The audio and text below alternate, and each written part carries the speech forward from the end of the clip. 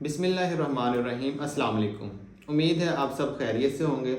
आज की इस वीडियो में हम बात करेंगे रमज़ानुल मुबारक में ख़ास तौर पर अफ्तारी के बाद जब ज़्यादा खा लेते हैं, फ्राइड फूड खा लेते हैं, शुगरी प्रोडक्ट्स पी लेते हैं, या आपने सालन खा लिया है, या बहुत ज़्यादा स्पाइसी फूड खा लिया, यानी कि जब आप बहुत ज़्यादा और मिक्स्ड खाना खा लेते हैं, उसके बाद जब आपको मैदे का मसला बनता है, आपको एसिड रिफ्लेक्स होता है या आपको गैस्ट्राइटिस है, आपको ऐसा लग रहा है जिस तरह आपका पेट फूल गया है, आपको बार बार डकार आ रहे हैं, अगर इस तरह का मसला आपके साथ बनता है तो एक होम्योपैथिक मेडिसिन जिसका नाम पलस्टीला है, इसका अगर आप इस्तेमाल करते हैं तो आपका जो मसला है इंशाल्लाह बेहतर हो जाएगा।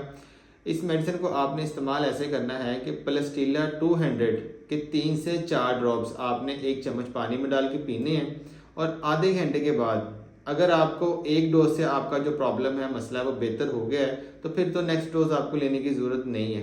अगर एक डोज के बाद कुछ मसला आपको लग रहा है तो फिर आप 3 से 4 ड्रॉप्स 1 चम्मच पानी में डालकर दोबारा से रिपीट करें। आपको जो भी मसला है स्टमक का, खाने के बाद आपने जो फ्राइड फूड खा लिया या उसके बाद आपने सालन खा लिया या स्पाइसी फूड खा लिया, मीठा भी उसके बाद आपने खा लिया, तो ये सारा कुछ खाने के बाद अगर आपको मैदे का मसला बनता है तो इसके लिए ये एक बहुत ही इफ़ेक्टिव मेडिसिन है। कोशिश करें कि खाना एहतियात से खाएं, ख्याल से खाएं, वॉक करें और बहुत ज़्यादा इफ्तारी के बाद खाना मत खाएं। Thank you so much. अस्सलाम वालेकुम।